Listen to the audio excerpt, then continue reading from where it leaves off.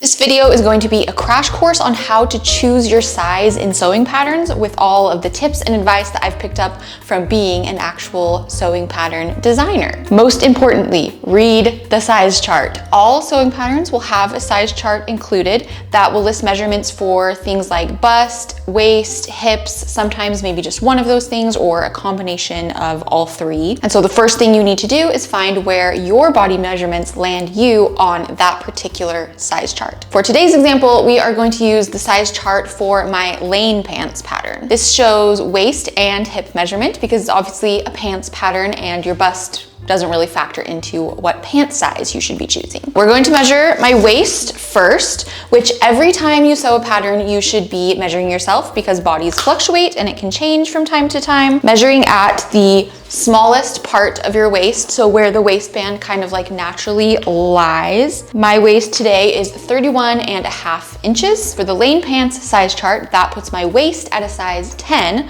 Now let's do hips. Your hips are measured at the widest point of your hip. So your hip is like not up here, it's down like at the apex of your butt, kind of. The widest point of my hip is like 42.75, almost 43. We're gonna call it 43. So a 43 hip in my size chart is going to put my hips at a size 12. You may have noticed that my waist and hip measurements put me in two different sizes on the size chart. That is totally normal. That is completely fine. In fact, I would say most people are probably in between sizes versus perfectly landing in one size across all of your body measurements. It's not a bad thing, it's just information that we will use to choose the size that we will be making. At this point, you may be thinking, oh, the size that I've landed on this size chart is different than the size I am in other ready-to-wear brands, like the size I am at Old Navy or Anthropologie or whatever. This is also completely normal. There is no standard size chart. Whether you're in the US, in Europe, in Australia, whatever, some sizes may be similar, but every brand, whether it is a sewing pattern or a ready-to-wear clothing company,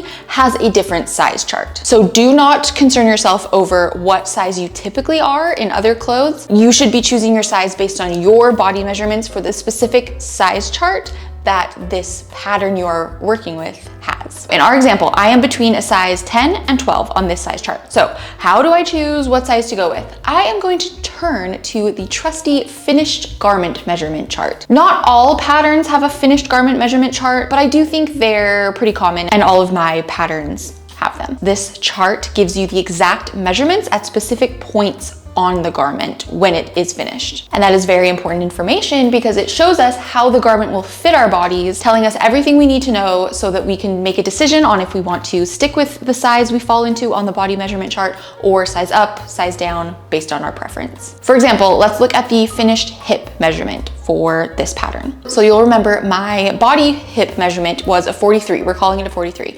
And the finished hip measurement for the pattern is 47.8, which gives us 4.8 inches of positive ease. Ease just means the amount of room between your body and the garment. So I'm literally going to pull on the measuring tape a 47.8 inch length, and I'm going to hold that around my hips to get an idea of how that ease feels on my body. There is 47.8 inches. There's definitely plenty of space here, and this pattern in particular is designed to have a lot of ease in the hips. That is intentional. That is how I like my pants to fit and how I made the lane pants to fit. I wanted to have lots of space in my hip area to move around and be comfy and relax and whatever. I do think that this is maybe slightly more ease than I would want. And so I am going to see maybe how a size 10 might fit on my hips instead, just to compare. A size 10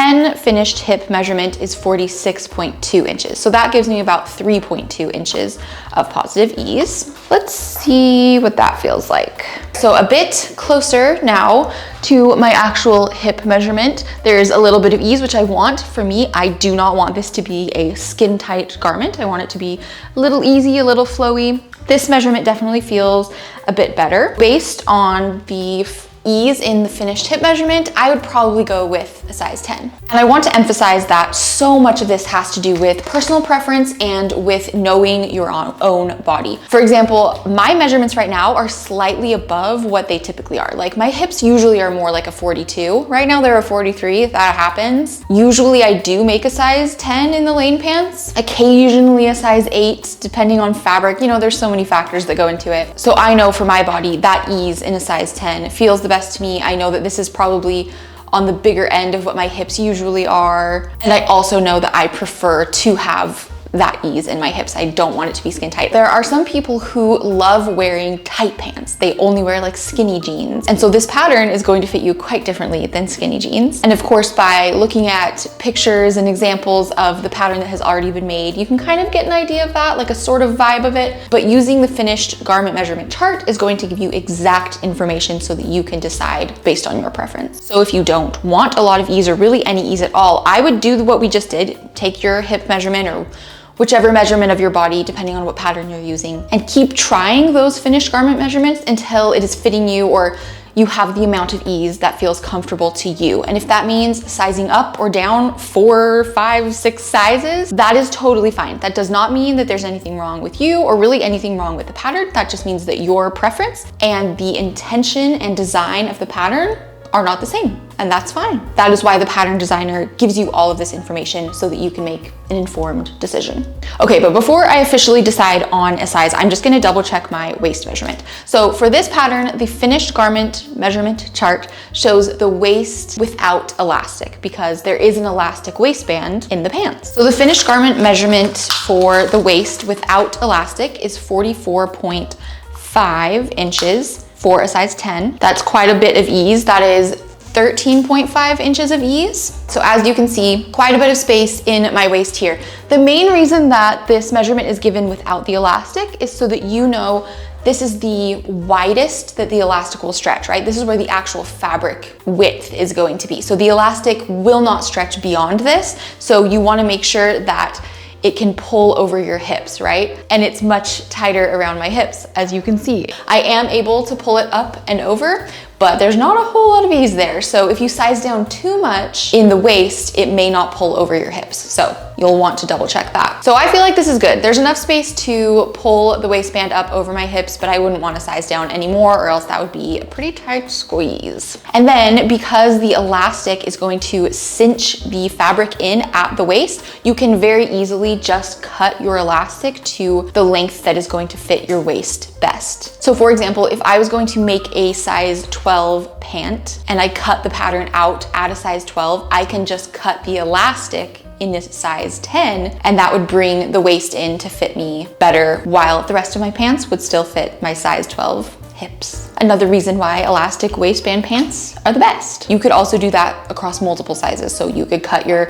elastic for a size 8 or size 6 or size 2. It doesn't really matter because it's just gonna cinch that fabric in. As you can see, the finished garment measurement chart for this pattern in particular has a few other measurements: front and back rise, drawstring, sometimes there's inseam. The principle is the same. You can just take your tape measure and literally on your body test out how those measurements feel on you. Okay, I have 2 more tips for you that are very helpful. So if there's a part of the pattern that is not included on the finished garment measurement chart, you can use the actual physical paper pattern pieces to get an idea of how much ease you will have. For example, in this pattern, you could check the width of the pant leg. How you would do that?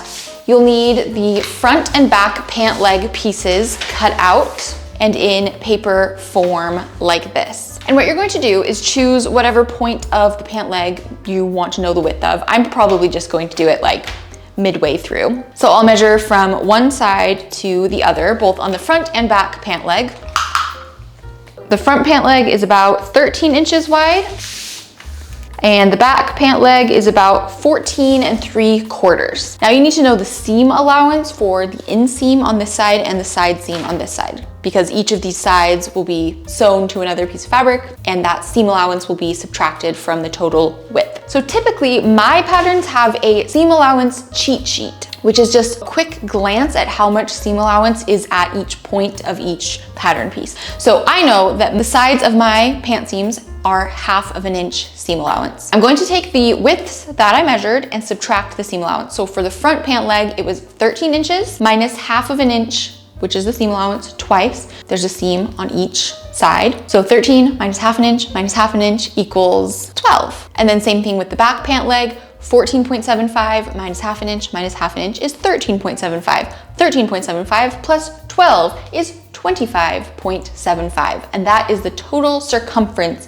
of the pant leg. Let's pull that on the tape measure. This one might be a little bit tricky for you guys to see, but you probably get the general gist. There is quite a bit of ease in this pant leg, which is as intended and as designed. So if you wanted more ease, less ease in your pant leg, now you know before you make the pants kind of what to expect, and you could make alterations to the pattern before you even start to give you your preferred look and ease and fit. Which for the lane pants specifically, if you were wanting to alter the width of the pant leg, I do have a little video where I made an alteration. I like tapered the leg and I kind of like showed how I did it. So I will link that in the description if you're interested. It's really, really simple. You just draw the lines narrower. Like the lines are here, you just draw them in a little bit. It's very simple, but if you want to see me do it, you can watch that video.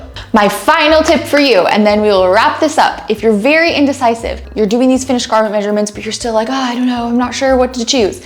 Take a garment that you already own, wear, like the fit of, that is a similar type garment to the one you're about to sew. So for these pants, for example, if you have another pair of pants, preferably one that is intended to kind of fit similarly, right? Like you wouldn't want a pair of leggings to compare because that's like a stretchy, tight material. It doesn't fit the same as like flowy linen pants, right? Anyway, take a similar garment, lay it flat and literally measure at those points to see what it is. So in this example that we've used, lay your pants flat, measure the widest point of the hips, make a decision from there, because then you have a literal pair of pants that you either know you like the fit of, or you know you want it slightly wider, slightly narrower, whatever. That can be very useful when you're indecisive. And that is how you expertly choose your size of a sewing pattern. In summary, measure yourself. Read the size chart. Don't skim over it. Don't just be like, well, I'm usually a size 6, so I'm just gonna make a size 6. Read it, measure yourself. Read all the other information that are on the measurements and sizing pages in the pattern. That is useful information. If your pattern doesn't end up fitting you and you just skimmed over all of that, it shouldn't really be a mystery as to why it doesn't fit. Number 2, use the finished garment measurements. They're there for a reason. It's not just random information, it is helpful. And number 3, and maybe most important, so much of this is based on preference. The greatest thing about sewing is that you get to make something that you like based on your preferences. And because of that, so many of these decisions are down to your own discretion. You get to decide. You have all the information and now you get to do with it what you will. Hopefully this was helpful. If you want more sewing tips, I have a whole Learn to Sew series that goes in depth into basically everything you need to know to learn to sew. Or if you're looking for other sewing tutorials, I have quite a lot on my channel. So check those out, and thanks for being here. Bye.